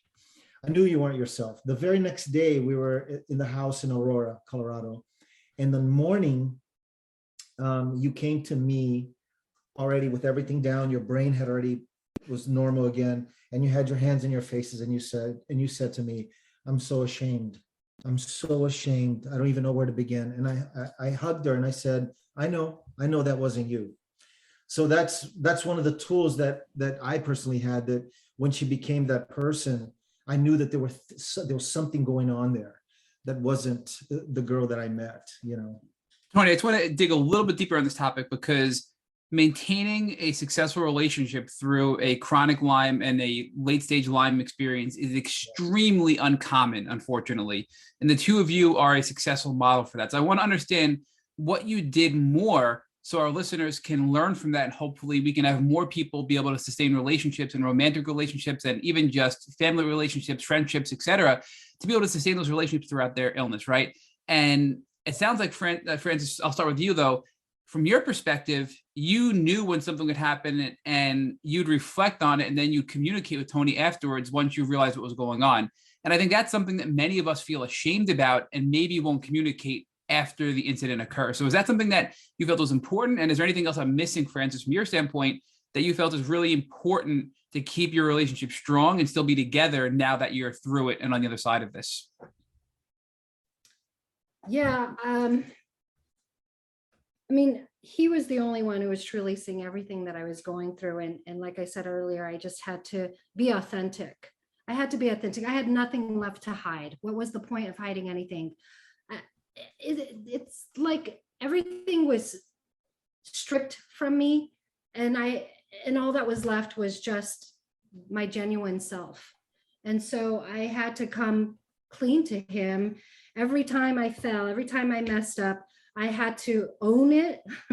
Yes. And apologize for it. And that she did every single time. And hopefully together we were determined to find ways to attack those issues, to grow from them, to change, to work on them. And we knew that it wasn't going to be change overnight. Yeah. That was clear, that was obvious, so that we just had to keep. Here's a thoughtful idea. When you plant a garden, you begin with the seed and you plant it into the dark soil, and you have no idea what's going to happen. Is it going to come to life eventually? But you keep working at it. You keep watering it, you till the soil, you pluck out the weeds, the sun is there, and it eventually you reap a harvest. So it's just something that you just have to keep hitting, even when you don't see anything happening. But you have to be persistent and consistent. And when you fall, you get back up. you have to keep getting back up. You don't stay down. So yeah, those, like I said, it takes a lot of grit and tenacity to get through Lyme. Tony, let me ask you about, sort of striking the balance between respecting when Frances needed to be alone and then at the same time trying to sort of, you were saying, sort of like breathe the grit back into her. Because one of the things I really loved about your documentary is that you spoke about self-isolation and why people with Lyme disease in many cases self-isolate because they need to be filtering out from the stimuli or the overstimuli that comes with this journey. So as a caretaker and as somebody who is in this relationship, how did you strike the balance between giving Frances the space she needed when she needed to self-isolate and she needed to sort of filter out all of this stimulus? And then when did you know when to help breathe grit back into her so she can re-begin the fight and sort of rejoin the community of both your relationship and the larger community of people that you all interact with? Well, first of all, I mean, this goes without saying, I'm not perfect, and I made more mistakes than not. That's obvious. Did I always know how to give her time? No. She was very gracious in saying that a lot of times I triggered her. I triggered her every single time. That's the truth. The truth is, you're living together and one person has an illness like that. She had neuroborreliosis in her brain. There were things that I saw that, but the triggers were minimum. She would just escalate very quickly, very fast. And I a lot of times would scream back at her. I would do things that later I was ashamed of. She's saying that she had to apologize. I had to apologize the same amount of times, and that's how we kept going day after day after day after day. Hardest thing we've ever done. But no, I wasn't perfect, and I didn't always know how to give her time.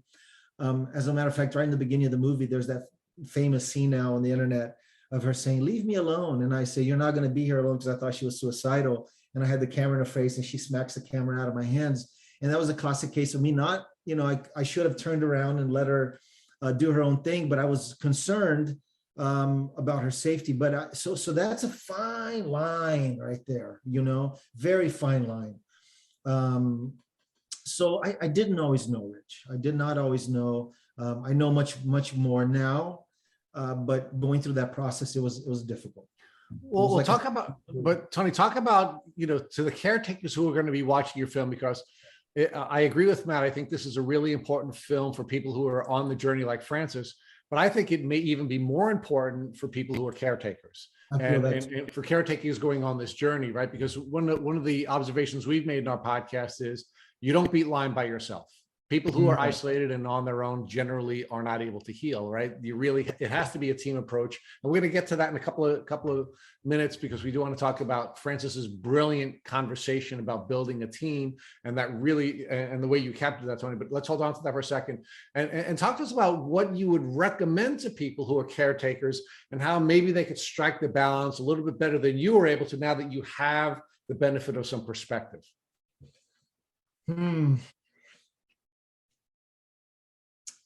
Well,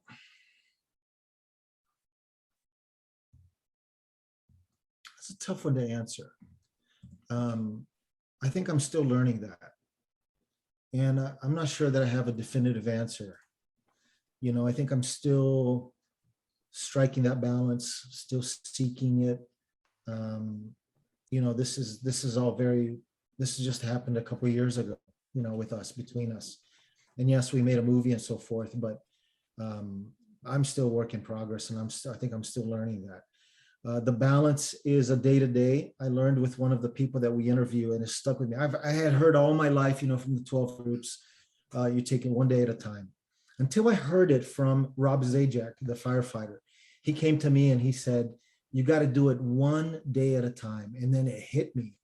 So the way that I do it now is exactly that, one day at a time. And that sentence has been used and overused, but when you really think about it, is the day is over and the morning is a blessing, and let's reset, let's start over, let's learn from, I spend time meditating and in prayer in the morning, going over those things, and through trial and error, in God's grace, we are here. But it was mistake after mistake after mistake after mistake, and then doing something right and keep going forward, keep moving forward, keep moving forward.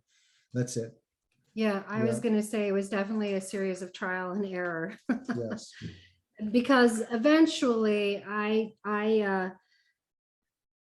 knew that if I relapsed on I knew that if I messed up for 2 weeks on my diet, that eventually it would bring inflammation into my body, and then that would bring symptoms. And so I began to prepare for that better. I began to expect that. And when those things would happen, I would immediately go into detox mode to try to cut things off more quickly. And so I'd go into like full detox, and I started learning what worked for me. Yes. And I would just take a week or two and just go heavily at it, even after treatment. Even to this day, I do that. To this day, I still detox heavily. If we're traveling and I'm not in my normal routine and I'm eating bad foods that I know will cause inflammation, the first thing I do is I come home and I take a week off, and I do juicing, and I do different things to head off that inflammation, so that I am able to stay in the right frame of mind. I'm able to take care of myself and take care of our relationship. So let me insert. It's a series of trial and error. That's correct. I'm going to insert something as the caretaker. So when we go to Colorado serves what? The best Mexican food in the country.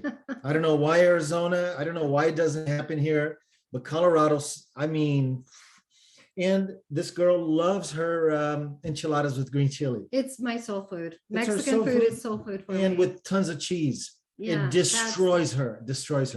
So we would go to Colorado for a week or two at a time, and she would get inflamed in her brain from those foods, and she would become aggressive. And then I started noticing that. You can't turn away from that. You cannot. So then I would, I almost put this in the movie, but I didn't. After she had a binge with a couple of enchiladas, the next day she was miserable, she was grumpy, all those things happening. And I shot a video of her saying, I want you to talk to your future self. What did you do last night? And look in the camera, talk to your future self. And she said something like, hi, future self. Last night I had enchiladas, and I had and lots of cheese. And how do you feel right now? Miserable. Was it worth it? The flavoring, was it worth how you're feeling right? Absolutely not. So then we go to Colorado again. So listen, you got to watch this video, and it works. Sometimes it doesn't. But now we know that, for example, when we go there, can she eat a little bit? Yes, she can cheat a little bit. I keep an eye on her. She keeps an eye on me. Honey, okay, what you're going to eat right now, just make sure you know what you're doing. Tomorrow you may, and then she knows the amount. So these things are trial and error as well. We learned from falling. We learned all this from falling. So we're going to go premiere this movie right now, right? We're going to premiere in April and May. We're going to do a lot of traveling. We're going to be in New York. We're going to be and we talk about all these things. Hey, the foods. People are saying, when you go to Philly, you got to have the Philly cheesesteak. Well, maybe we can share one, but now we talk about these things openly. We know the things that are going to hurt her, that are going to hurt me. I hit 50. I got to be careful with what I eat, So we keep an eye on each other. And that is one of the secrets to the caretakers also. Make sure that you don't just let your wife or husband eat and do it. If you notice that there's something that triggers them in the way that they eat, and the things that they watch, and the things that they do, and the people that they hang out with, because people with Lyme become like superheroes that absorb everything. They become like these super absorbing machines. So it's my job as a caretaker to keep an eye out for her, to see the things that she's absorbing. When we go to Colorado, there's certain people that I know she can't be with. They're toxic. They're going to mess up her mind. And she's a super empath. With the Lyme, she's like a sponge, So honey, let's avoid those people this trip. These things need to be talked about. There was so much gold in that. I hope you realize how powerful that answer was, and how much information that is going to help our listeners, and reminded me about things that I need to improve in my life. So thank you for that, both of you, Frances and Tony. But let's talk about the beauty of Lyme. Right. I mean, here we are. You guys are through it. You're better. You're stronger for it. I mean, and what does that really mean, the beauty of Lyme? So, Frances, if you could start and tell us, this is part 5, the conclusion of your documentary. Obviously, you don't give us too much, but what does the beauty of Lyme mean to you, Frances? And again, for people listening and for myself and for you, this has been hell. How can you possibly say there's beauty behind Lyme? And what do you mean by that? Well, I think, Matt, I'm fortunate that when I first discovered I was ill, one of the first mindsets that I applied to my journey, not knowing yet what I would go through, was, and I know that I'm sick. I know that I've been diagnosed with this, and I know it's going to be a journey, but what am I here to learn? What am I going to learn from this? What's my takeaway? So in the beginning, when I had those thoughts, and I didn't know that it would be years later, and now I'm on the other side of it, how much I would grow from this experience and how much I would truly take away from it all. And as I mentioned before, it's been a lot of self-discovery. I mean, I have grown exponentially. I emotionally, with the amount of wisdom that I've gained, on how to take care of myself. I've learned to appreciate relationships more and how to nurture those relationships better. I've always loved and enjoyed life, but now I really have learned to live in the moment, so that when I am with the people that I care for, I'm present. I'm not thinking about other things. I'm just there living minute by minute. And that's, I've always been a dreamer. I've always been very adventurous. So I was always, when I was healthy, I was always thinking about what was I going to do next? The most exciting, I love to travel. So I was always planning, traveling and socializing. And a lot of that got cut out of my life. And now I'm to the point where little by little, I'm starting to add more of that in my life. But it's definitely been a journey of growth for me, and a maturity, like I've elevated to this newer level of wisdom and experience and maturity that I just didn't have even 4 years ago. Oh, she's a totally different person today from 5 years ago. Yeah, for sure. I mean, I feel like I'm a better person because Lyme slowed me down to the point where I was no longer running to and fro. I think that before I was caught up in this cycle where I would get up, I would go to work, I would come home, I would have my set routine of things to do, and then I would get up the next day and do it all over again. But and I was just kind of on this hamster wheel, but when everything got taken away from me, I had to start noticing every aspect of my life, including my thoughts, like I said, my beliefs. And I started taking care of all of those things and really working on myself, because down deep inside, I knew that there was more. I knew that there was more to me that I had wanted to become. And I think now, after going through this crazy journey, that I am more of that person today, that because of the amount of hardships that I've gone through. There's still so much more to learn. Yeah. Frances, what? Oh, sorry, Tony. There was a guy that we interviewed, Brandon, in Boston, and he was a football player in high school, and he started playing college ball. And he said when he got Lyme, exactly what she said, he slowed down to the point. He said, one day when he had pierced through that darkness and he was already starting to see things in a different way, he said, I saw for the first time in my life, this is a guy in his early 20s, I noticed for the first time in my life a bird singing up on a tree.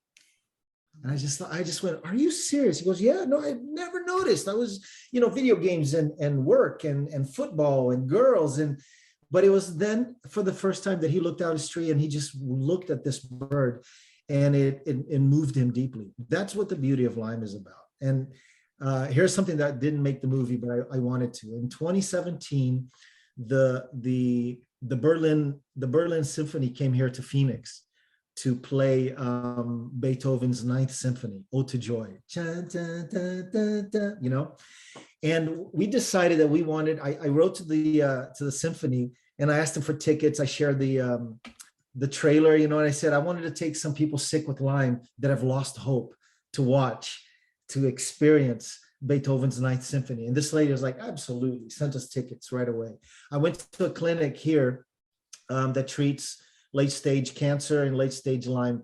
And I said, who is the sickest person with Lyme that you have here? Give me the worst case. And the girl at the front called the doctor and said, without a cause, without thinking twice, it's this young man, I forget his name now, named Robert.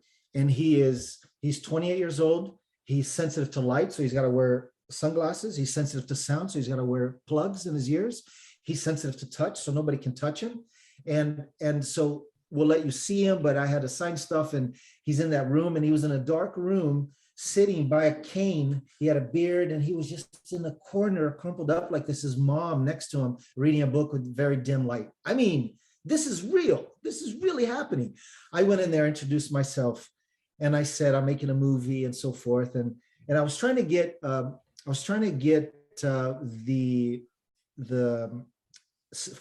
Phoenix Symphony to give me permission to film in there, because I wanted to film his reaction, to show that we need to inject these things back in life.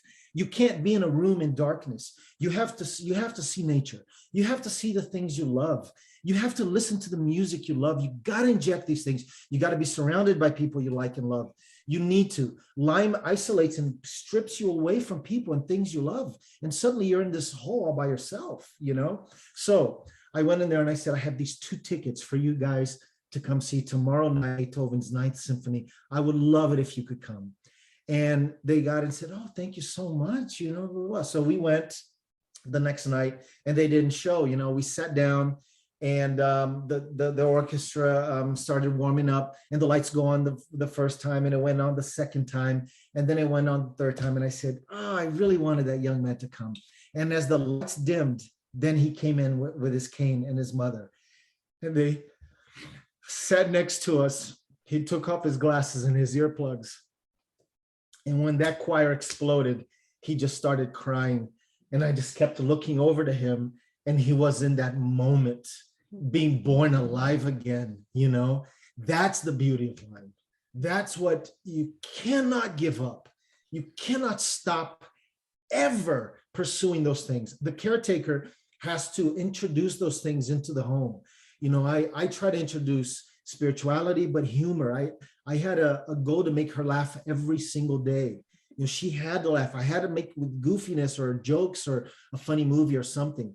But going to a concert like that and experiencing life, and that young man at the end gave us big, deep hugs, hugged us deeply. I was scared to hold him, but he held me deeply, and he grasped on my shirt, held me deeply. I said, thank you.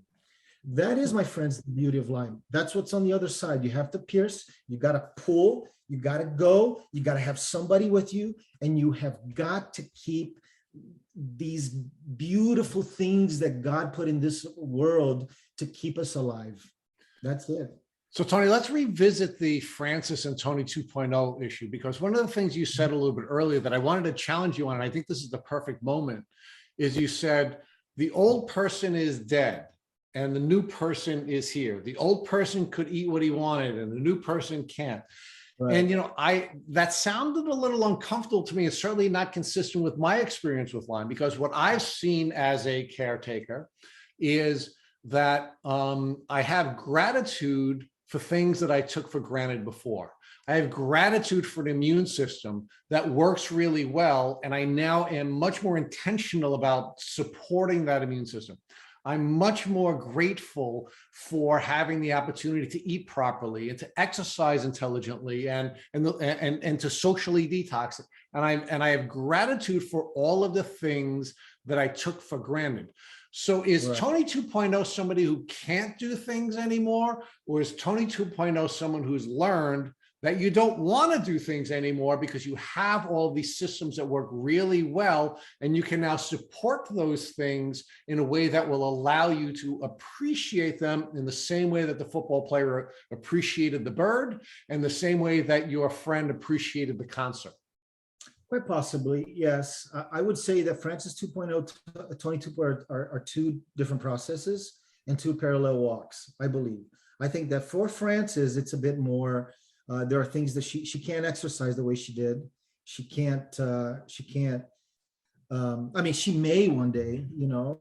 But why would she want to? Why would she want to exercise that way? Because Frances 2.0 is now exercising in a way that is supporting her immune system rather than not supporting her immune system. She's exercising in a way that's supporting her emotionally rather than putting herself in emotional stress.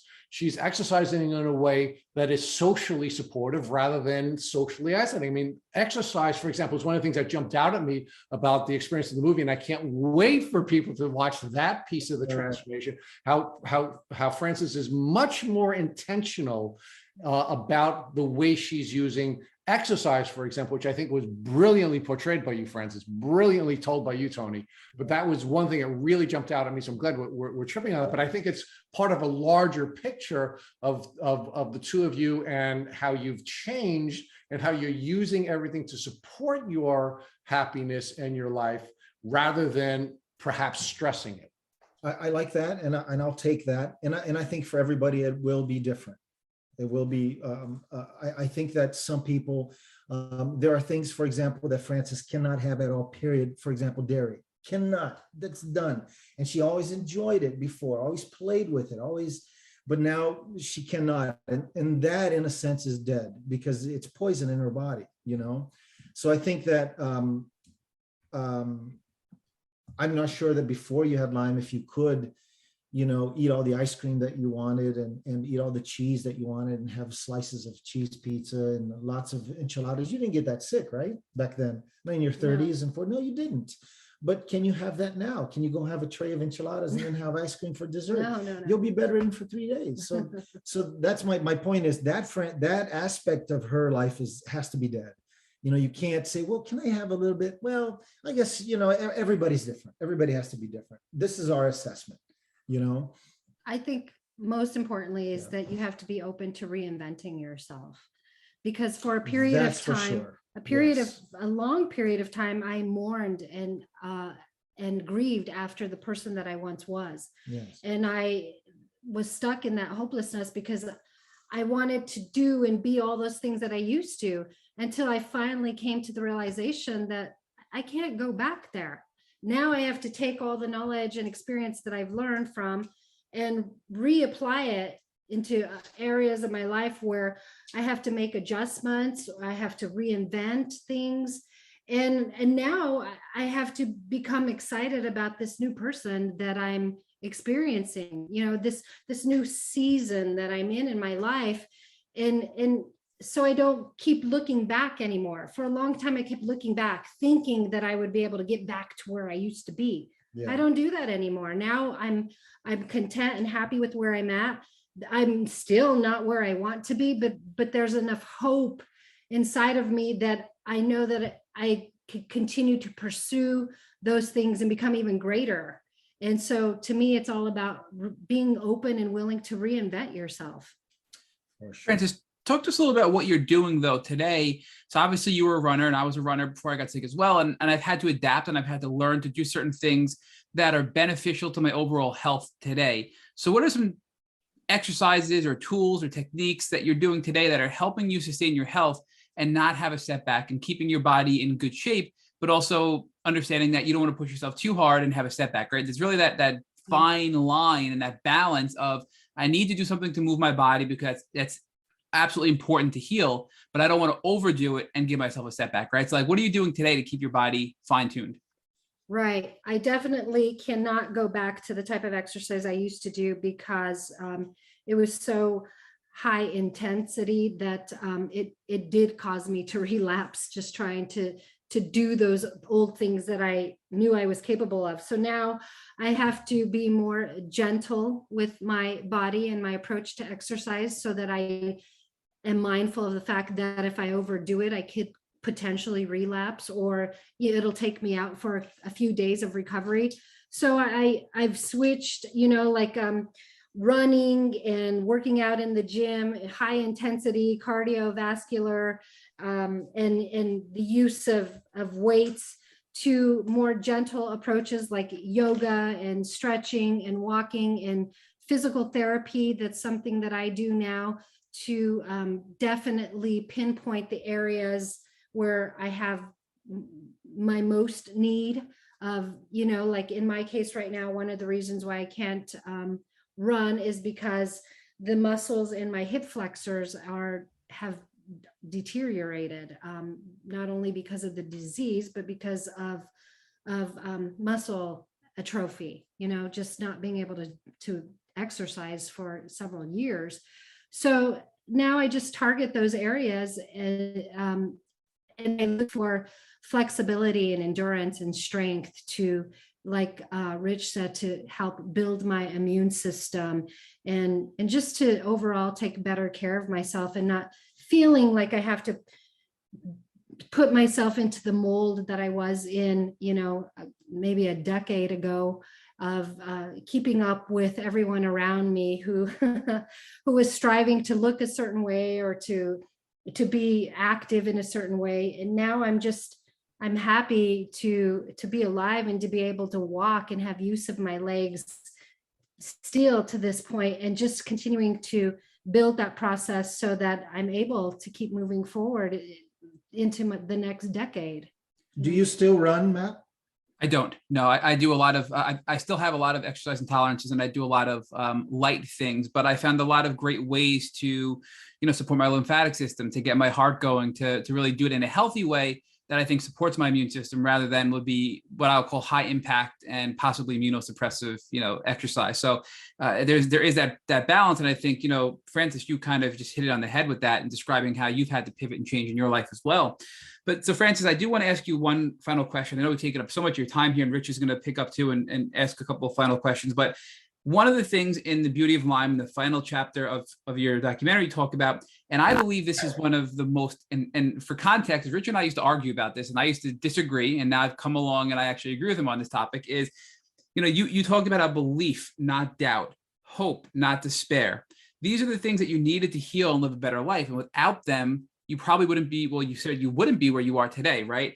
And then you said once determination gets its own momentum, you became unstoppable. And that gave me chills, right? Because I think that resonated very strongly with me. And I think it will resonate very strongly with the Lyme community. And there's so much more there that people need to watch this documentary and hear this. I mean, it's beautiful the way you describe this, but it just give us a little bit of information about how you had that mindset, and how that mindset propelled you to get this momentum, which made you become unstoppable, and now be this force where you're doing this documentary to change probably millions of lives once it comes out. I believe when we finally come to the point where we recognize that we are indeed warriors, we are overcomers in life, we can overcome things. And as we continue to tell ourselves that, we begin to believe that, and then we begin to walk it out in our lives. And when you come to the point where you realize, wow, I overcame these set of fears that I had at one point when I was in my darkest. I overcame these doubts that I have. I overcame these struggles that I had with changing my diet, and really understanding what health is all about. And now I know how to build up my immune system. When you start to realize that you are indeed an overcomer, and that you can still become a better person, and then you gain that hope, and you gain that momentum to continue to move forward. And even if you just push yourself a little bit day by day, as long as you're moving forward, then you're going in the right direction. And that's when you begin to gain that momentum. So I think that a lot of times we realize, once we go through these things, that we're a lot stronger than we ever knew we were. And that's a beautiful blessing when you say, wow, I didn't know I had it in me to get through something like this, or to overcome something like this, or to go through a 3-year or a 5-year or a 10-year journey. And now I'm still here, and I'm not the same person I used to be. I'm no longer living in hopelessness, or I'm no longer overcome by those fears.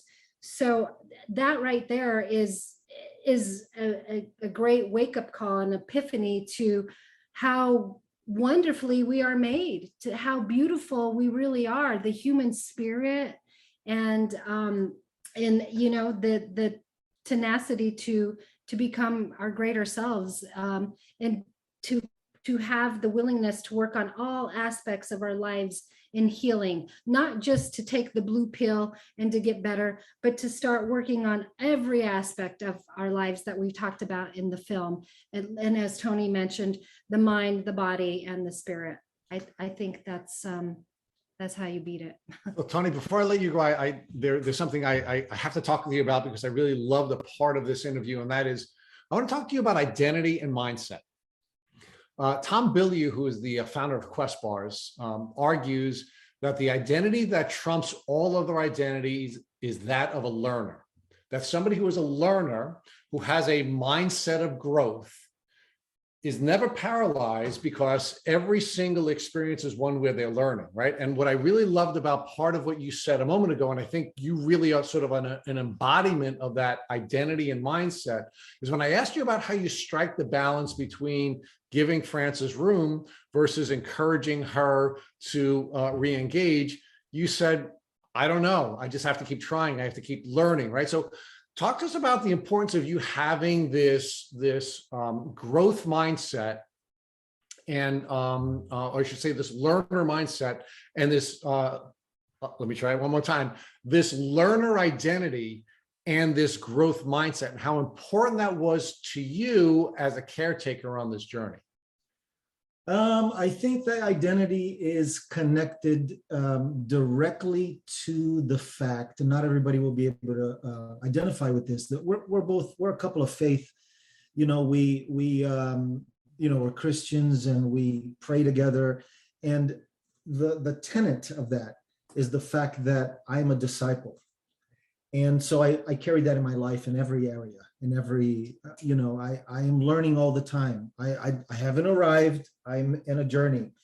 And I realized in this path of Lyme disease with Frances that things don't happen to us, they happen for us. You know, there's a difference there. So when I started seeing this, I saw myself as this disciple that's learning, that's here to teach once in a while, but through the things that I learn, I'm going to teach, you know, through the actions, through the things that I'm changed and transformed with. That's how I'm able to love people back to life and so forth. So I think that that's the identity. I don't know if I answered your question properly. No, but you did, because look, ultimately, and look, Matt and I are Christians as well, and we've shared that on the podcast in the past, but you know, we do not tell people what to believe. We don't think it's appropriate for us to tell people what to believe. And what we've learned is that there are a lot of different paths up that mountaintop.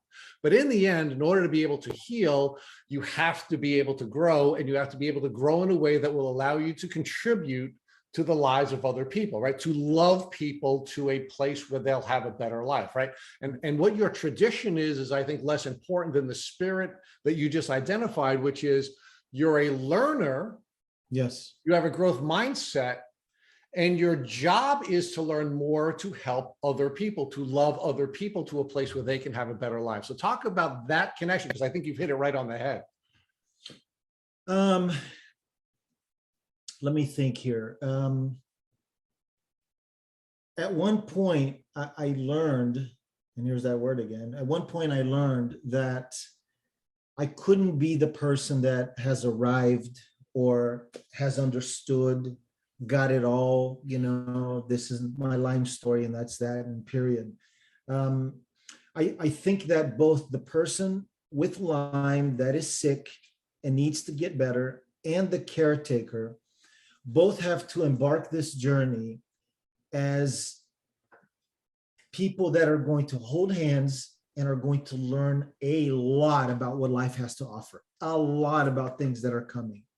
Once you understand that, instead of, oh, we're victims, this is the number one thing in the Lyme community. It's the number one victimizing disease. Oh, well, no, well, you guys have money, so you can do that.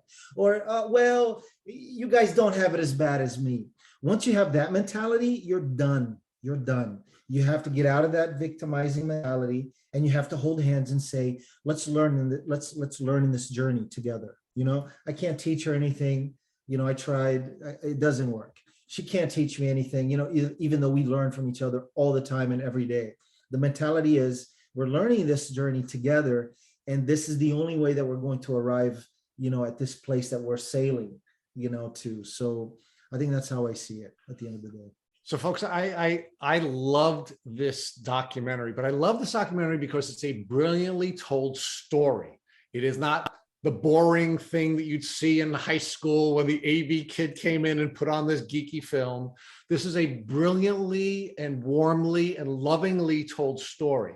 And I have to thank the two of you for being vulnerable and using your God-given gifts and talents to give us the gift of a complete story that will help caretakers, that will help the people who are healing on this journey, that help their doctors and the entire team of people that are coming together. So I really want to thank you both for the beauty of this and all of the people that you're going to be helping through telling the story the way you, in your two brilliantly gifted minds, were able to tell the story.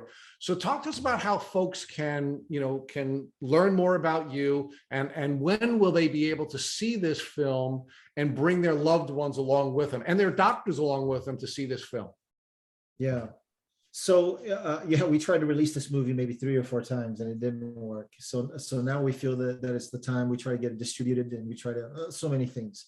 So what we're doing is we teamed up with Lyme organizations that believe in the same things that we do, and they are bringing us to various cities. So we are going to show the film in Pennsylvania, April 26th and 27th. That's in Harrisburg and Philadelphia. And then we're going to show it in Boston, Massachusetts on the 1st of May. And then in New York City and Chelsea, in Manhattan on May 9th. And we hope to see you guys there, Rich and Matt. You will? With your wives, with your families. We'll get you tickets, okay? We'll sit you guys in the very front row. No, I'm kidding. We'll find you some good seats. And then on the 15th in Ridgefield, Connecticut. And then on the 18th, we have probably the biggest one of all here in Phoenix. We're still working on that. Now, after that, there's the worldwide release on the internet through a streaming platform on May 20th. We are still working with a couple of people on which streaming platform. We're still getting offers. We're still looking at the numbers and what's going to be best for us and for everybody, price-wise and so forth. But the movie will be available on the 20th for rentals, for digital purchases, and DVD purchases and so forth. So we're going to announce all that on the website and Facebook and Instagram.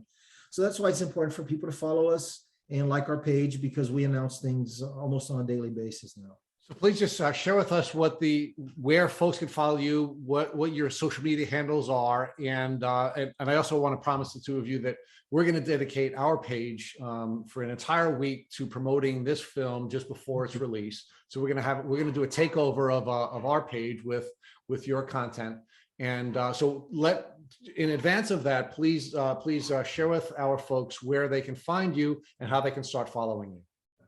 First of all, our website is themonsterinsideme.com. That's where you'll be able to buy the film, rent it, and so forth, buy tickets. And our Facebook page, which we have about 20,000 people following us, and that's where we get all the updates and so forth. We do some lives there, and that's the facebook.com/The Monster Inside Me Movie. Same thing with Instagram, The Monster Inside Me Movie. So if you go there and you like us and you follow us there, you will get updates on, hey guys, guess what? Eventbrite, it's live now for New York or whatever. But we do believe, based on the amount of emails and messages and DMs that we're getting, that these tickets are going to sell very fast.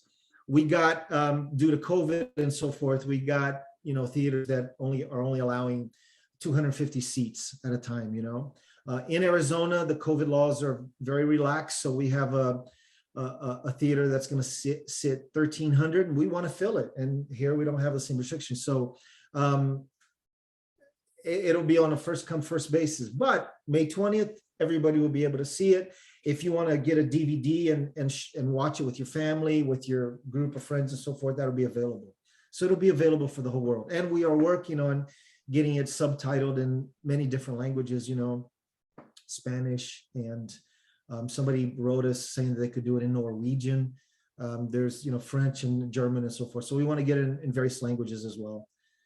So that's how we're going to distribute it. So Tony Silva and Frances 2.0, we can't thank you enough for sharing your beautiful story with the Take Boot Camp podcast. Thank you so much for what you do and your profound, insanely profound set of questions in this interview. Thank You guys are crazy. Good crazy. Thank you for listening to our Tick Boot Camp interview with our guests, Frances and Tony Silva. To our listeners, we have a call to action. First, if you'd like to learn more about Frances and Tony Silva and their Lyme documentary, The Monster Inside Me, please visit them on Instagram or Facebook at The Monster Inside Me Movie. Second, if you've enjoyed this episode of our Tick Boot Camp podcast, please share it with your friends on social media. Third, Tick Boot Camp has created a Tick Bite blueprint that has been inspired by the information that has been shared with us by past podcast guests. We urge you to visit our website at tickbootcamp.com/bite to view the blueprint. Fourth, don't forget to subscribe to this podcast on Apple Podcasts, Google Podcasts, or Spotify to get your automatic episode updates of our Tick Boot Camp podcast. Please take a minute to leave us an honest review on your podcast platform of choice. And finally, if you'd like to search our podcast library of over 250 episodes for specific keywords, please visit tickbootcamp.com/search. You can also subscribe to our email list at tickbootcamp.com/join. If you'd like to share feedback with Tick Boot Camp, please use the contact form on our website at tickbootcamp.com. Thank you, as always, for listening.